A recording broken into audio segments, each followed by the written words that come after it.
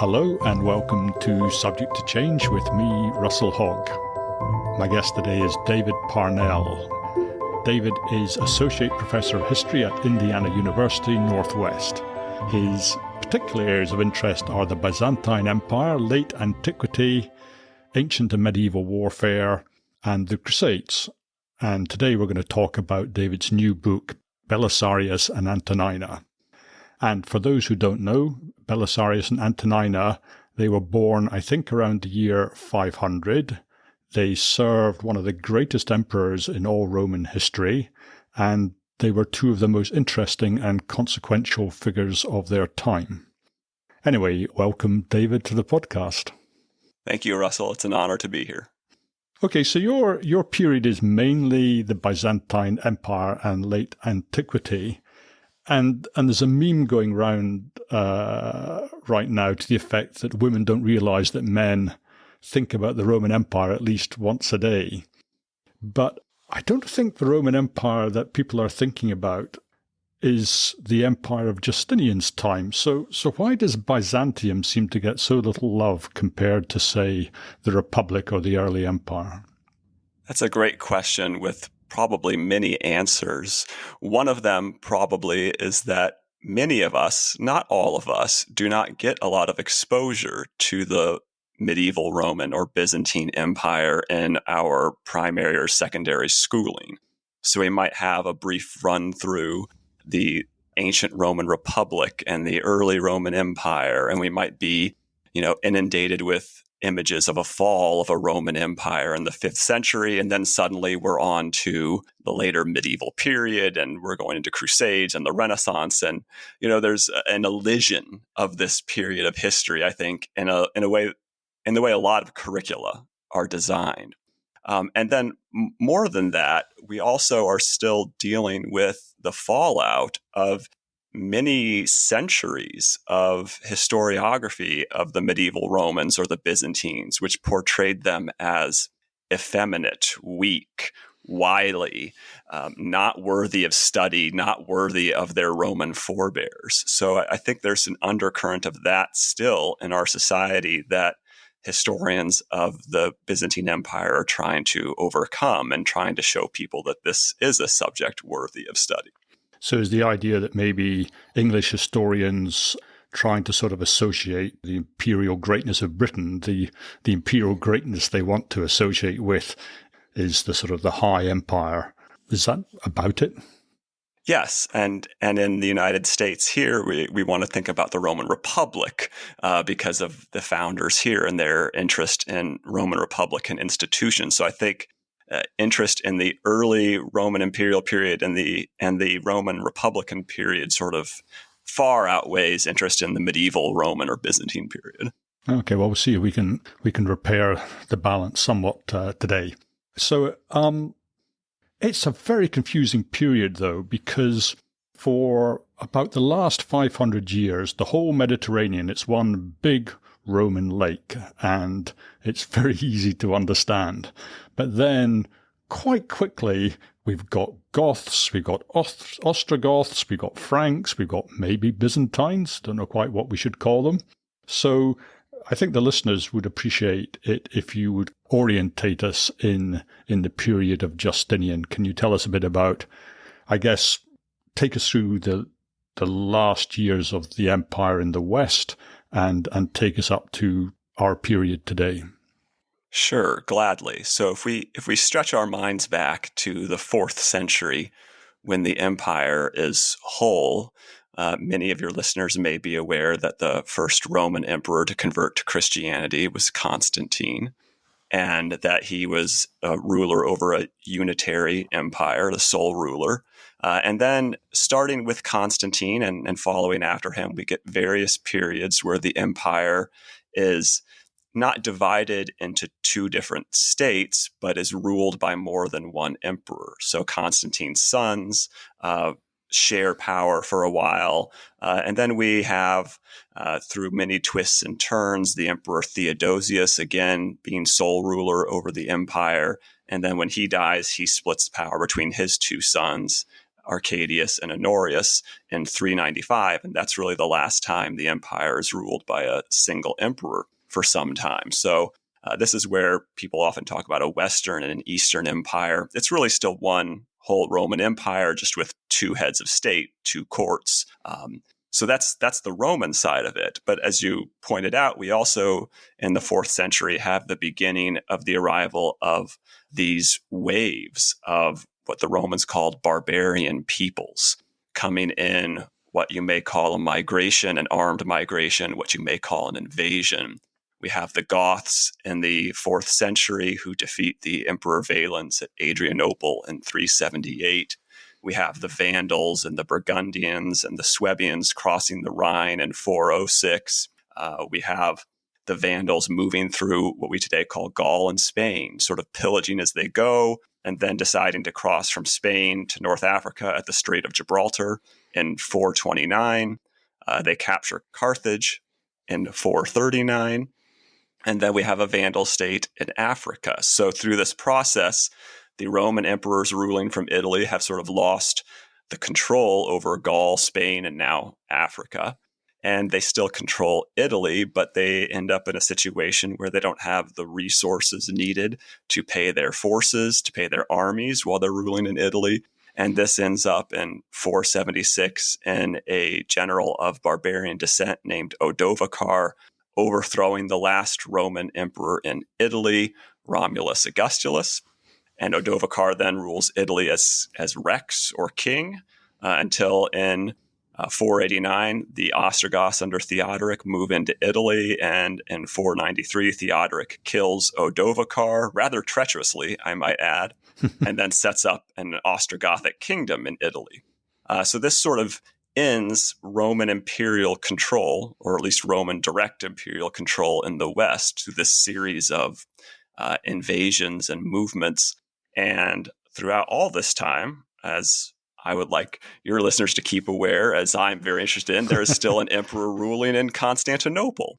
So the emperor's ruling in Constantinople over the eastern half of the Roman Empire, which is this sort of arc from the Balkans through Anatolia and the Levant down to Egypt, rule in an unbroken chain of succession for centuries after this period. And that's what we call the medieval Roman, the Eastern Roman, or the Byzantine Empire, depending on the terminology you choose.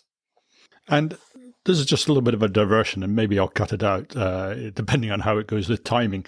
But is the Eastern Roman Emperor terribly unhappy about the collapse of imperial authority in the West? Is there a sense in which the eastern half and the western half are rivals, and now the threat from the West is gone, or is that not quite right?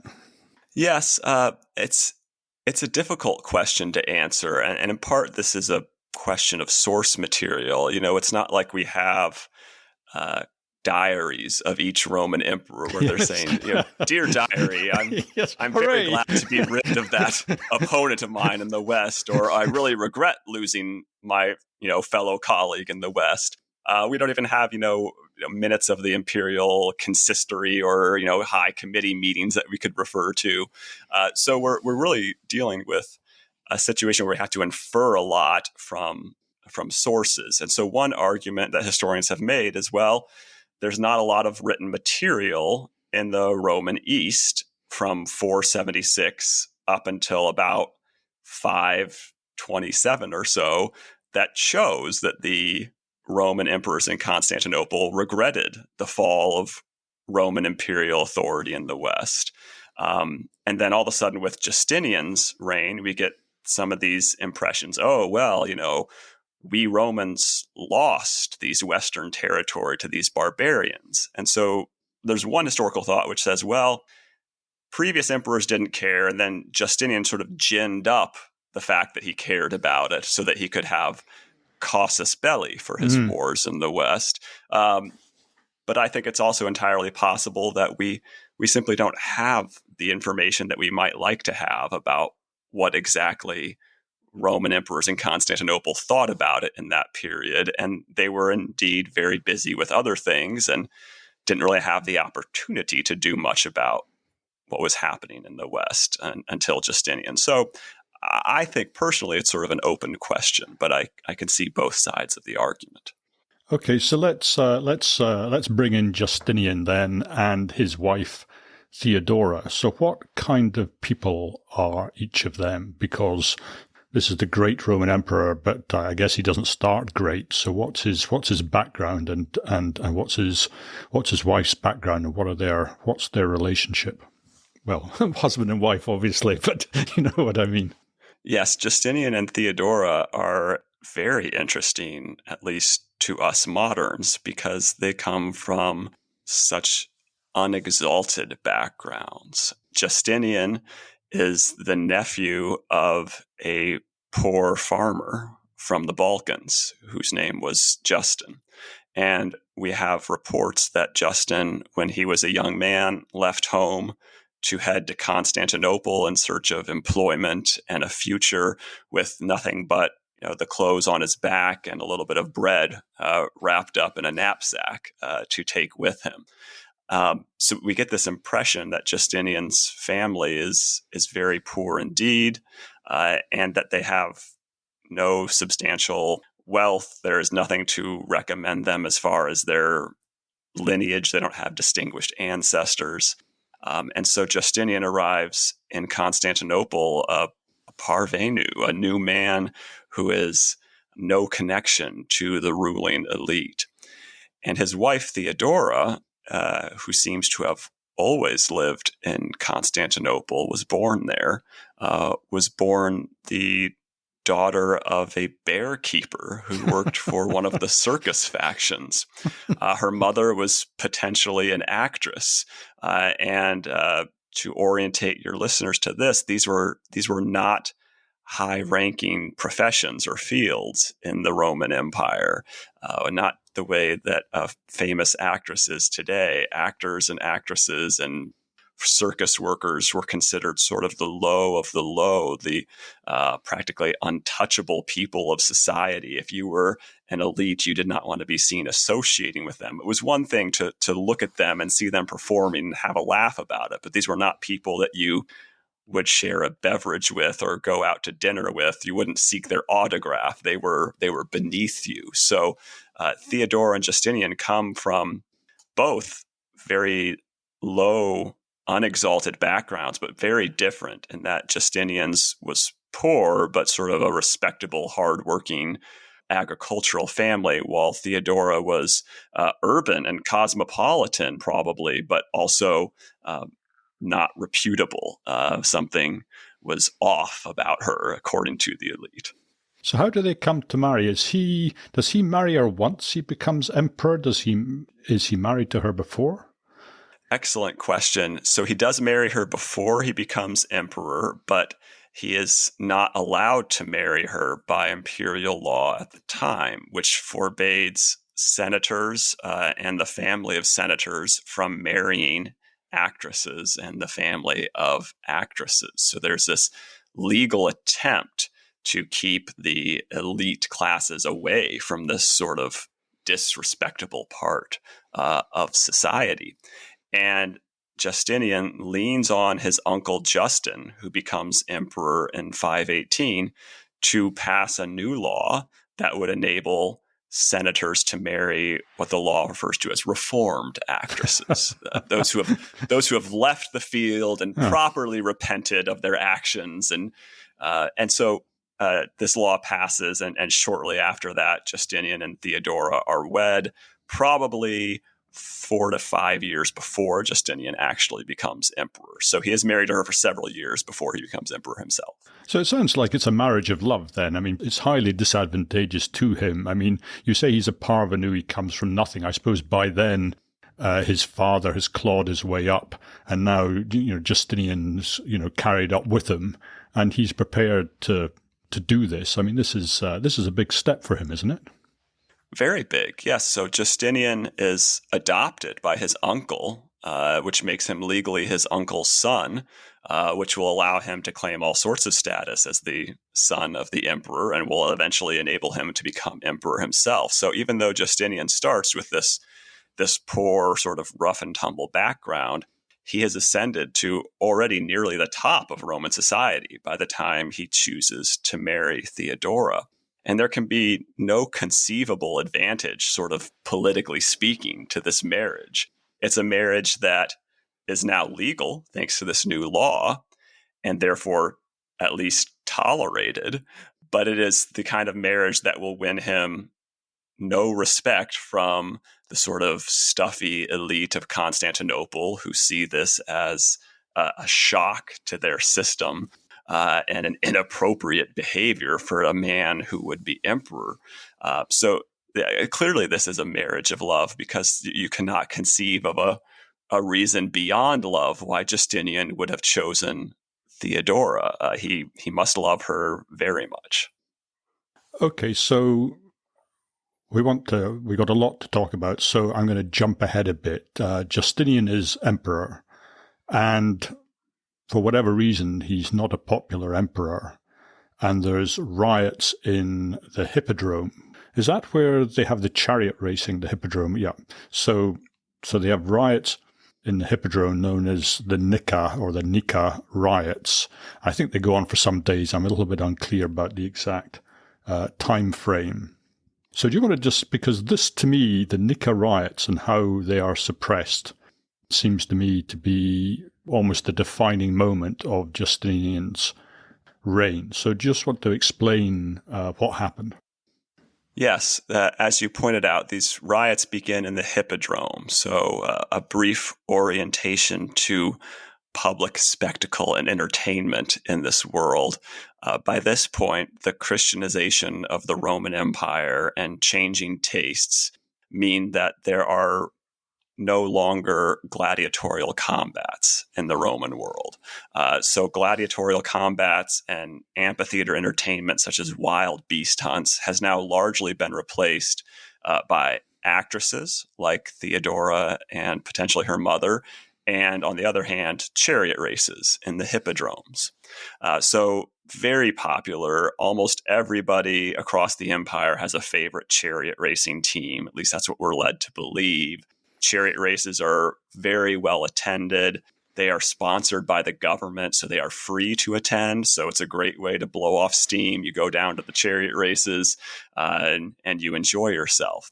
But there are some fans who are more exuberant than others, shall we put it. Yeah. The famous comparison made at this point more than 50 years ago by Alan Cameron is that these chariot racing fans are akin to modern soccer hooligans or football hooligans, as you would probably say. Oh. And they tend to get very rowdy at these chariot races to the point of public destruction of property, arson, fighting with one another, and, of course, rioting when that fighting expands beyond a small subsection of the stands. And this is how the Nika riots begin. So it initially has very little to do with Justinian as an emperor or Justinian as a person. There is a riot, and the city prefect brings in troops and arrests some of the rioters. And to make an example of them, they intend to hang them. So they hang these partisans, these faction leaders of the chariot racing teams, and the noose happens to break on two individuals when they're being hung. So they survive the hanging. And it just so happens that these two individuals come from opposite teams, one from the blue team and one from the green team. So there is an outcry then when Justinian next attends the races in the Hippodrome. And the fans gathered request a pardon, an amnesty for these two men. They suggest that God wanted them pardoned, and that's why their nooses broke. So clearly the emperor should let them go. And this is where the trouble really begins, because Justinian ignores the requests. What an idiot. It's very common in the Hippodrome for the gathered people to make petitions of their emperor to ask things. And the emperor is usually responsive. These are his people. There's a give and take there. So he'll either give the approval or the disapproval. But either way, he gives some kind of answer. In this case, Justinian gives no answer. And as you might imagine, this actually further enrages the crowd and results in the start of these things that we call the Nika riots. So the crowds unite together and chant Nika, Nika, Nika, which is the Greek for win, win, win. And it's typically a chant directed at one of the two teams. So if you're a fan of the green team, you say win, greens. If you're a fan of the blue team, win, blues. Here, they just say win over and over again with no team name. So this is something new, something different. And then they start rioting. You can imagine, much as today there might be a riot at a sporting event. They're picking up things, they're throwing things onto the racetrack. They're trying to, rip up the stadium seating they're sitting on. They start punching each other, and it spills out, and it begins to go out of hand. And to make a long story short, the riot lasts for about a week. So this is not a simple afternoon affair. The rioters, night after night, come back out. They continue what they're doing. There is repeated acts of arson. There is attempts to break free the two individuals who had survived the hanging, which succeed. They are freed. But the riot doesn't end there. It sort of gathers its own momentum and keeps going. And the Emperor Justinian, having made the original mistake to not respond to the request, tries all sorts of things to satisfy the rioters. At one point, he's eager to agree with their requests. At another point, he tries to use force to tamp down the riot. And all of his vacillation seems to just make it worse because he doesn't know what to do. And he's not firm on one side or the other of his response. And so the riot stretches on, and there is a great swath of the city destroyed in the course of the riot. So how do they finally manage to bring it to an end? So we could talk all podcast about the Nika riots. We could just do the Nika riots, but there's so much in it. But if we skip to the end, after many twists and turns, we get to a point where the rioters have returned to where the riot began, to the Hippodrome. And it's this vast structure, elliptical shaped tract with seating all around it. It takes up a huge portion of what today is Sultanahmet Square in Istanbul, what then was downtown Constantinople. Could fit about 100,000 spectators. So this is a massive structure. But it also, as all arenas or stadiums are, has controlled entry through various gates. So once these people are all in the Hippodrome, assembled, Justinian has an opportunity to end the riot by force, and that is to send in troops under the command of his trusted generals, Belisarius and Mundus, and his trusted chamberlain Narses, and to have them quite literally quash the riot by simply killing everybody who resists. And at that moment, Justinian, according to Procopius of Caesarea, wavers about whether he wants to be present for the crushing of the riot. So the emperor is weighing the option to flee Constantinople, presumably to cross over the Bosporus and to hang out at Chalcedon or something on the Asian side until the riot is quashed. And doing so would give him security in the event that the quashing of the riot didn't go well. And if the quashing of the riot did go well, it would give him plausible deniability because he wasn't there. But Justinian is swayed and disdained by his wife Theodora, who stands up in the imperial consistory, the meeting of all of these high advisors and generals, and says, if you want to flee, we have ships and you can take the ships. But as for me, I will stay and fight for my throne because I think that purple makes the best burial shroud. So this speech by Theodora, according to Procopius at least, sort of steals the resolve of Justinian and the men in the room, and they decide to proceed with this plan to send in the troops and cut down the rioters and to end the riot by force. And is it a fairly quick and peaceful ending, or? It is not quick and peaceful. How bloody and terrible it is a matter of some debate. But we have essentially armies stationed at each sort of major entrance to the Hippodrome. And on the entrance of Belisarius, who seems to be the man in charge, the ringleader. All the others are supposed to take their cue and also enter. And Belisarius and the soldiers with him are charged with making their way to the imperial box where the emperor usually sits and pulling down a pretender to the throne who has placed himself there at the behest of the rioters. The rest of the soldiers are given the task simply of what we would today call crowd control, but in a much more brutal sense. These are not men with batons and riot shields. These are men with shields and swords and spears, and they come in and they kill and they kill and they kill.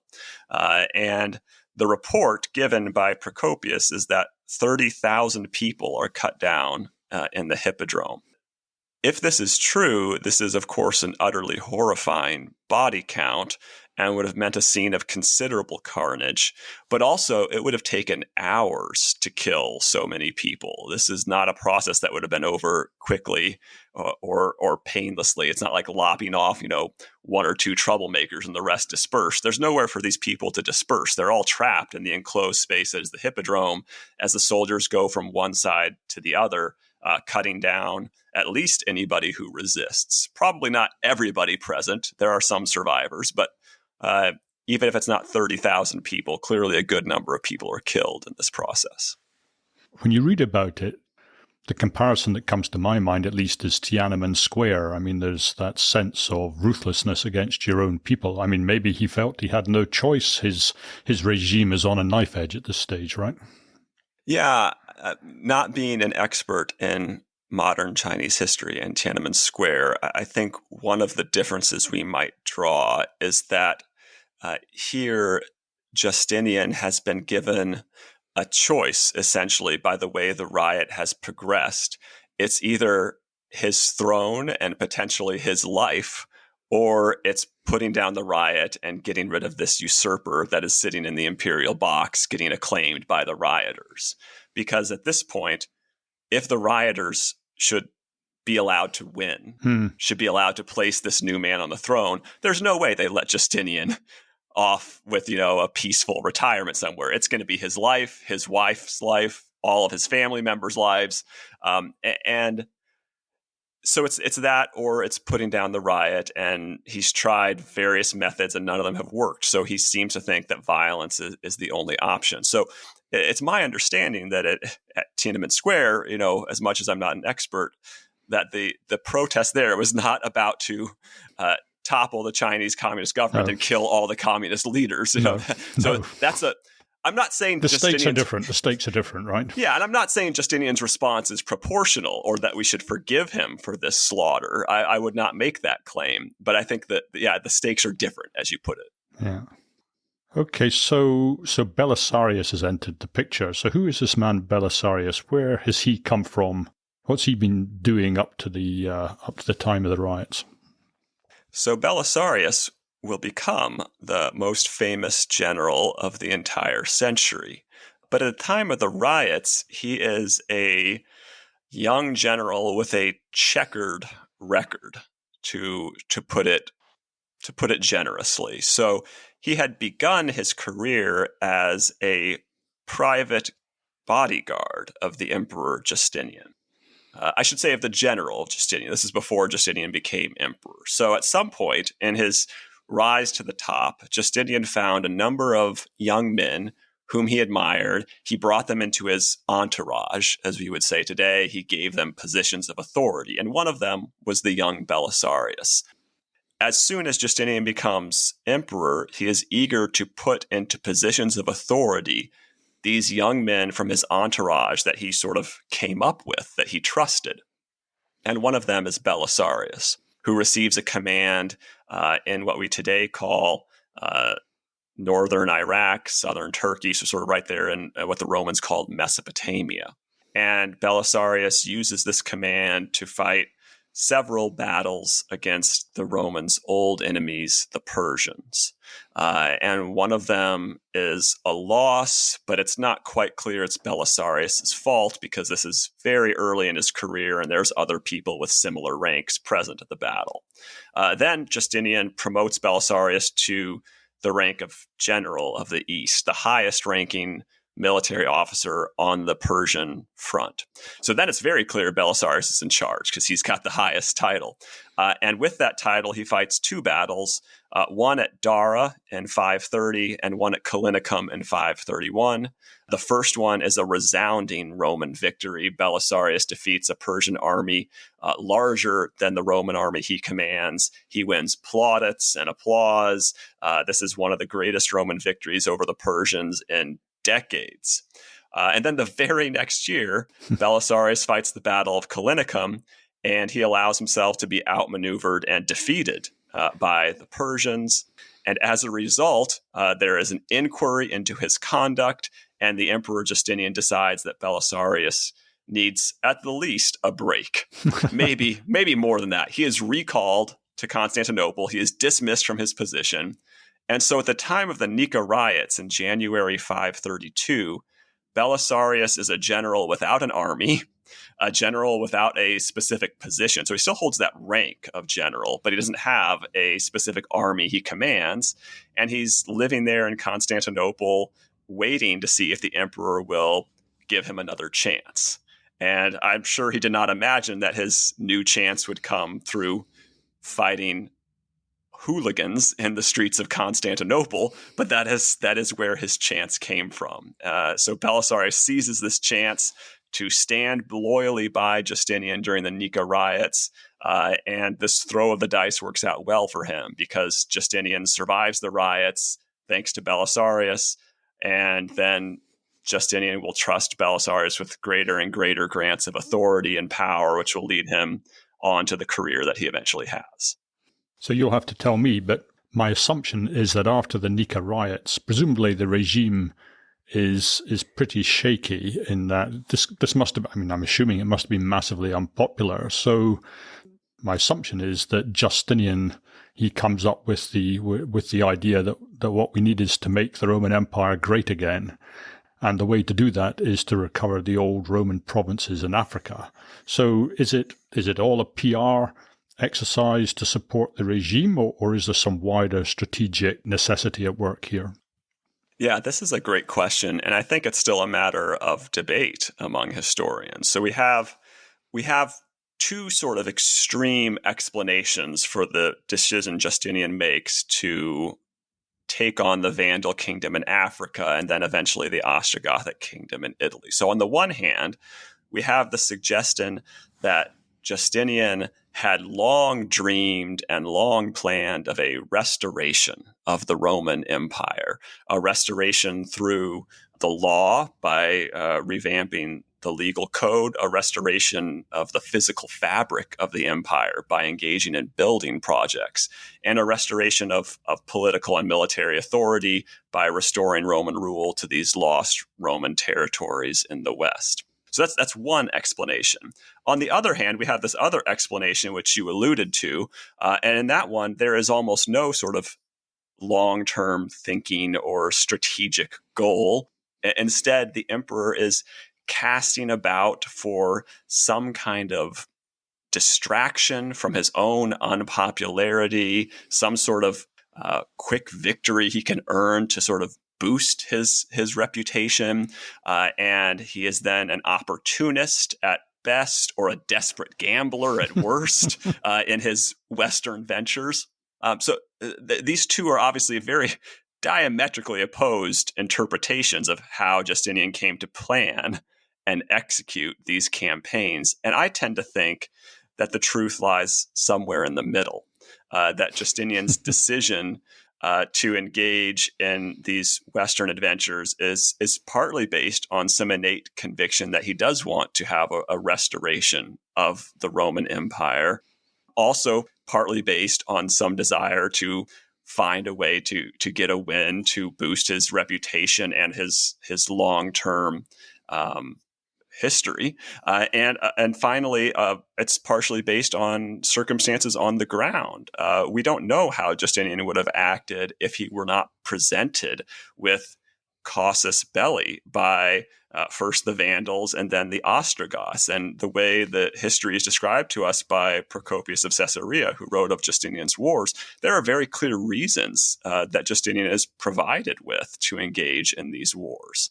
So I think some combination of all three of these things, who knows which one weighs more heavily on the emperor's mind at any given time, but there's reason to suspect that they're all a piece of the equation.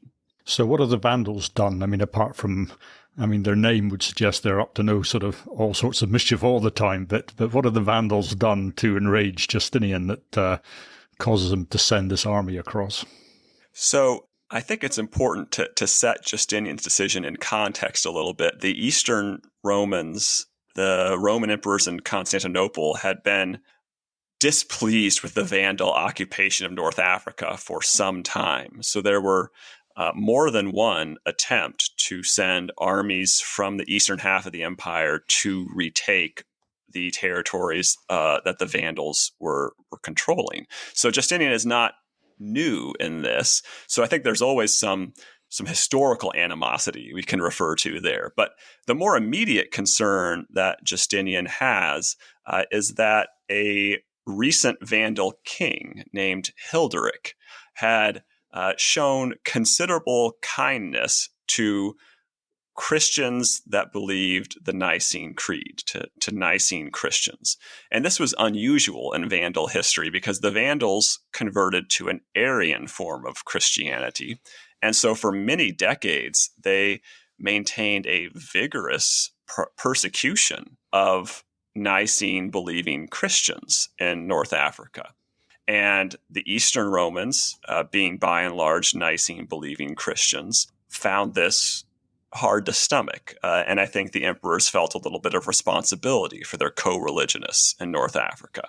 So Hilderic comes to the throne, and this delights Justin and then Justinian, because Hilderic is more moderate, more willing to allow Nicene Christians to follow their beliefs.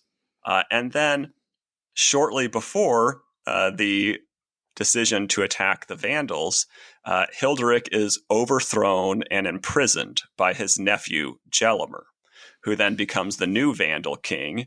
And Gelimer is more along the lines of the older Vandal kings in his religious tastes. But more importantly, even if he happened to be nice to Nicene Christians, he had overthrown his uncle, who was the original Vandal, nice to Nicene Christians king. So this upsets Justinian. So he engages in, at first, diplomacy, as we would call it. He writes a letter to Gelimer saying, hey, what you've done is not nice. You should not have overthrown your uncle. You should let him out of prison. He is the rightful king of the Vandals. And Gelimer basically writes back to Justinian and tells the emperor to mind his own business. So, right before this choice, Justinian does have this provocation here. This first, the religious provocation, and second, the sort of personal insult of being told as, Roman emperor and mightiest ruler in the entire Mediterranean world to mind his own business. So one might say that this was not politic of Gelimer to have responded in such a way, but surely he could not have foreseen what did actually happen. Well, presumably Gelimer thinks that at very worst, what's going to happen this time is what's going to happen last time, and you sort of adverted to previous attempts, and that sort of implies to me that they didn't go particularly well. Yes, so one attempt made it as far as Sicily before the Roman fleet was actually called back because Attila the Hun had appeared on the scene.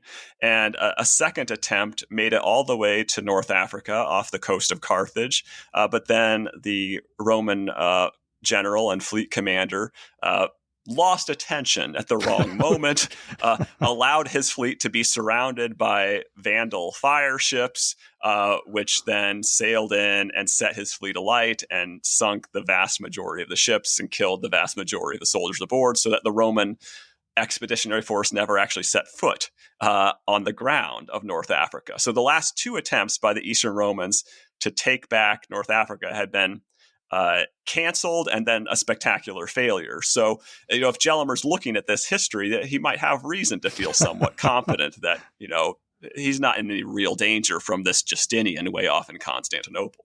But Justinian, he sends a pretty formidable force under Belisarius, doesn't he? I mean, this is a decent-sized attack force. It's not negligible.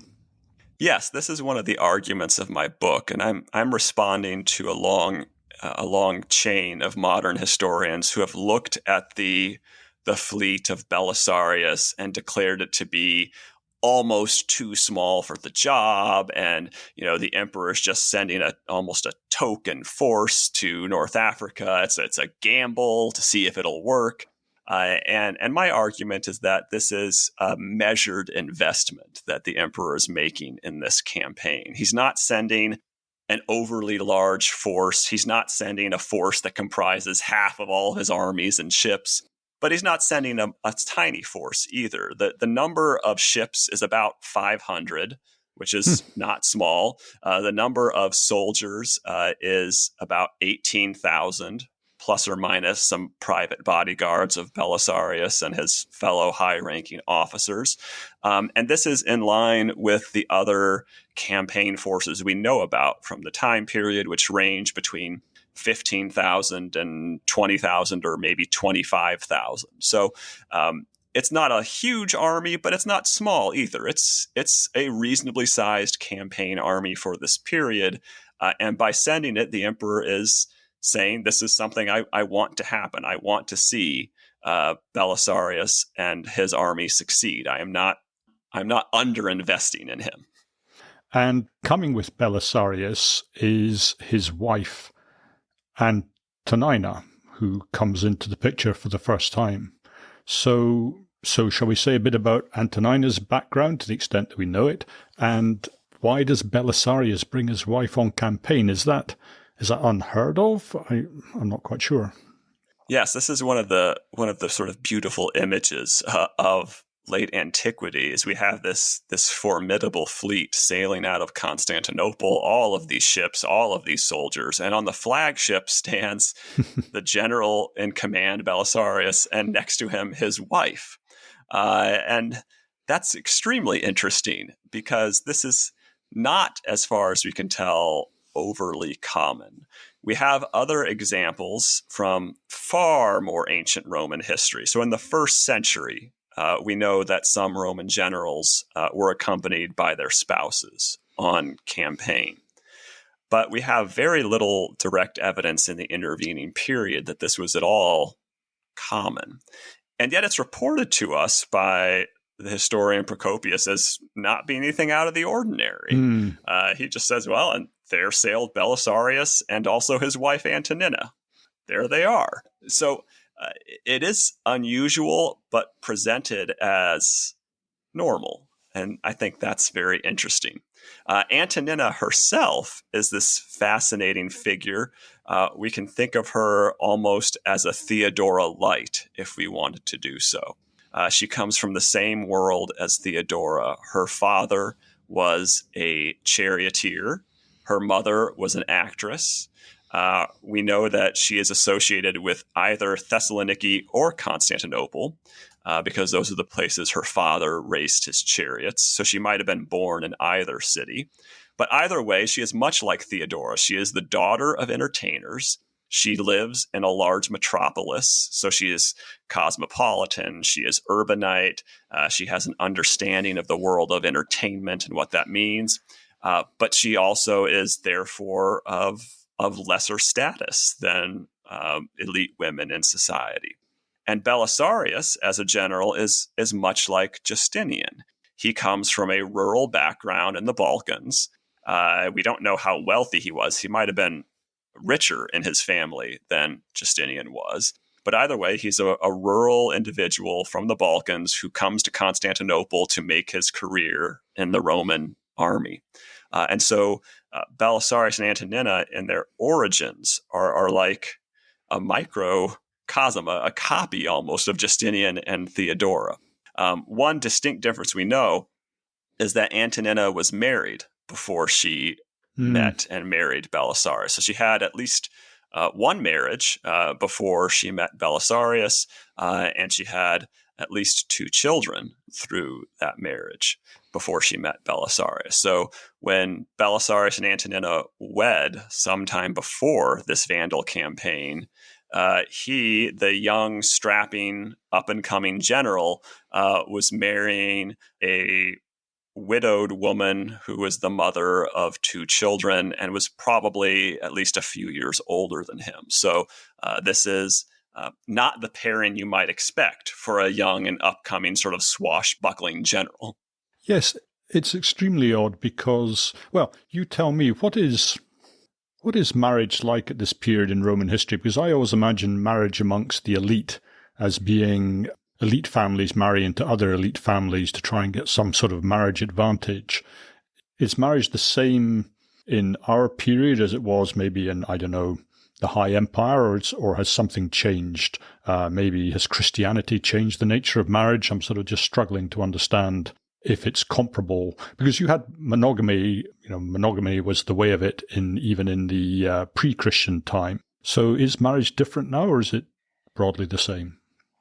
The institution of marriage has not changed that much in centuries. So somewhere in the later Roman Republic, we get a change in which marriage very commonly allows the woman a little bit more of her own independence, to own her own property, to control her own dowry that she gets or her own inheritance from her parents.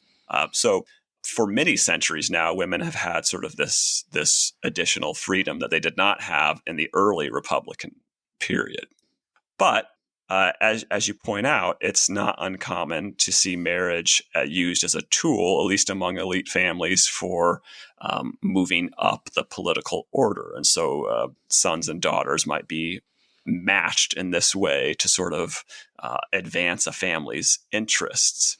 But there does seem to be a trend in the late antique period. So already maybe a century old by the time Belisarius and Antonina wed, of men from more powerful circumstances intentionally, as one historian called it, marrying down. Not to suggest that they necessarily thought less of their wives, but marrying down in that they married a woman from a lower social class or a lower social position than their own family. And this was done, we think, to provide the husband with a little bit more leverage in that marriage. But so if, a rich elite man marries the daughter of another rich elite man, then he has to pay her and his new father-in-law a certain deference. Whereas if he happens to marry somebody of a lower social economic class, then, he can maybe throw his own weight around a little bit more and not have to be quite so deferential to his new in-laws or to his wife herself.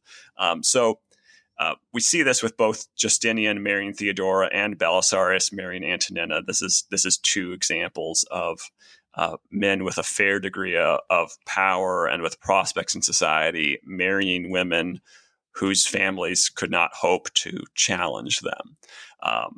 So is that because they did that intentionally so they could have more authority in their relationships? Or is that because they genuinely loved these women and it just so happened that the trends of society made it a little more acceptable now to follow that love match?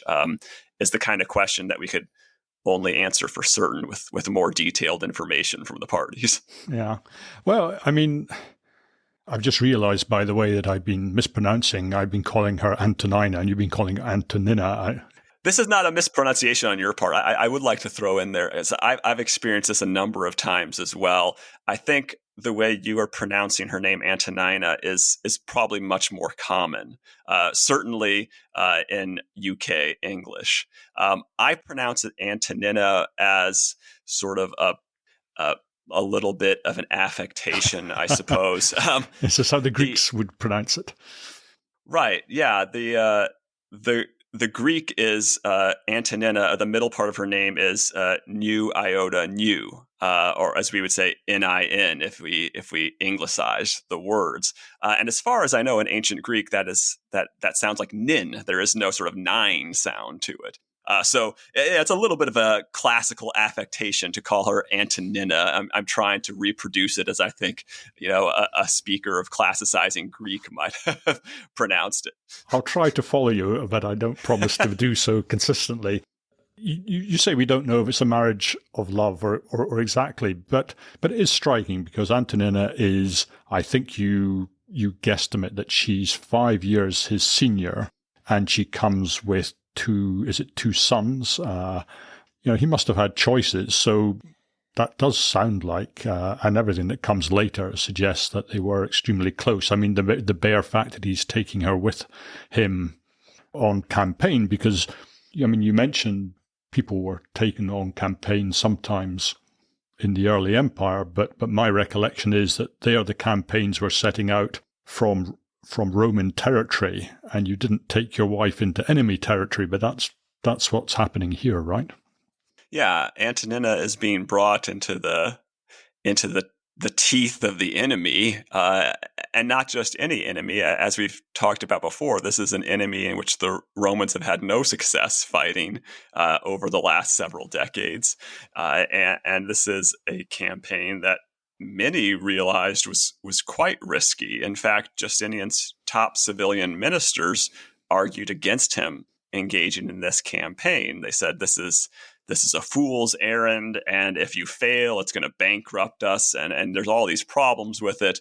And Justinian's pushing on anyway, so that Antonina is not just going on any old campaign. She's not going to, as she will later go to the east, and that's a different situation with very stable Roman fortresses, sort of looking across at Persian fortresses, so she can be stationed safely in, a Roman fortress and watch the army. Here she's on a ship with everybody else. She's as exposed as everybody else, and it's a leap of faith on her part to go, and remarkable that she's allowed to go.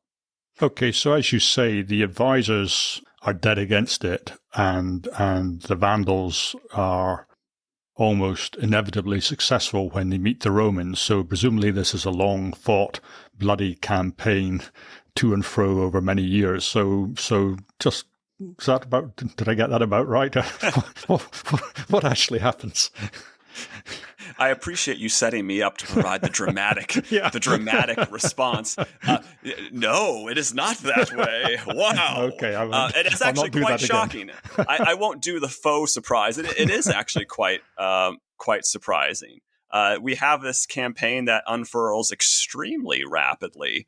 In fact, the serious battles take place within about 2 months' time, and then the mop-up is just another few months. So the entire campaign is about 6 months, and so it starts in September of 533, and by about March of 534, the Vandals have been vanquished, their king Gelimer has been captured, and the entirety of the Vandal kingdom of former Roman North Africa has been restored to Roman authority under the general Belisarius, with reference back to the emperor in Constantinople. So this is a remarkably quick victory, and an achievement that absolutely astonished contemporaries who couldn't believe that had gone so well. It was a miracle. And what happened to the king who Gelimer had put in the dungeon? Did he survive, or was he dealt with? Well, not surprisingly, perhaps, as soon as Gelimer heard that Roman forces had landed in Africa safely, he was so enraged that he sent orders to Carthage and had Hilderic and all of Hilderic's close family immediately executed. So there's no chance that Justinian's forces were going to rescue Hilderic. Gelimer made sure that happened. And ironically, that also ensured the destruction of the Vandal kingdom. Yeah. Because if Gelimer had not killed Hilderic, Justinian and Belisarius would have been in this awkward position where, having won these victories, by Justinian's own sort of propaganda and diplomacy, they might have felt obliged to restore Hilderic to the Vandal throne. But suddenly Hilderic is dead. So once Gelimer is defeated, there is no reason to keep a Vandal regime at all. And the Vandal regime is abolished. The Vandals, in fact, seem to cease to exist as a people. They just sort of disappear almost overnight after these Roman victories. And so Carthage and the rest of Roman territory from what is today Tunisia to Morocco is reintegrated into Justinian's Roman Empire. So it's back to Constantinople for Belisarius and Antonina. Sorry about that. It's back to Constantinople for Belisarius and Antonina. Damn it, blast! I can't say it right. Anyway, they're back in Constantinople for what must be the first Roman triumph in a long time. Yes. So Justinian, for Belisarius, revives this ancient Roman tradition of the triumph, which had been a coveted reward for Roman generals throughout the Republican period. It was a chance for them to get their persons in front of the people, to have everybody cheering for them. It raised their reputation and the perception of them in public considerably. And as a result, once Augustus became emperor, very quickly triumphs were restricted to the imperial person himself. So it's not that triumphs completely disappear. They are just co-opted into imperial propaganda. And so the only person in, the preceding centuries that will celebrate a triumph will be the emperor for his own victory. Or he'll take his generals credit for their victory and triumph himself. So what's unusual here about Belisarius receiving a triumph is he is the first non-emperor to enjoy a triumph in probably 500 years. And he is allowed to parade through the streets of Constantinople at the head of some of his soldiers. The Vandal captives, including the King Gelimer, are dragged behind him. All of the spoils of the war that had been looted from the Vandal treasury upon the capture of Carthage are carted behind him as well. So it's this massive procession through the streets of Constantinople. It ends in the Hippodrome, and Belisarius gets to the Hippodrome, the place where just, count it, 2 years before he had been slaughtering Roman civilians, and he's got 100,000 Romans cheering for him and chanting his name, and he throws Gelimer on the ground in front of Justinian in the imperial box, and the Vandal king grovels. And then what really drives home that this is the emperor's show, Belisarius throws himself down on the ground, and he is also groveling next to Gelimer. So you have this remarkable spectacle of the conqueror and the conquered, both in the same position, prostrate on the ground, groveling before the emperor, so that everybody can be reminded that although Belisarius has triumphed, he is ultimately loyal to his emperor. And so this is how this remarkable procession ends. And I think that's a very good time for us to end the podcast. I should say we're going to come back and we're going to do part 2 of Belisarius and Antonina's career. So thank you so much for an absolutely brilliant exposition. It was my pleasure, and I look forward to part 2. Well, that's the end of today's podcast. I hope you enjoyed it. And if you did, and you have the time, then a review on Apple Podcasts or iTunes or wherever it is, that would be fantastic. And generally, if you have any feedback at all, do feel free to drop me a line. My email is hog.russell@gmail.com, and that's 2 G's, 2 S's and 2 L's. Okay, that's it. I really hope you enjoyed it, and I hope you'll be listening again next time. So, bye for now.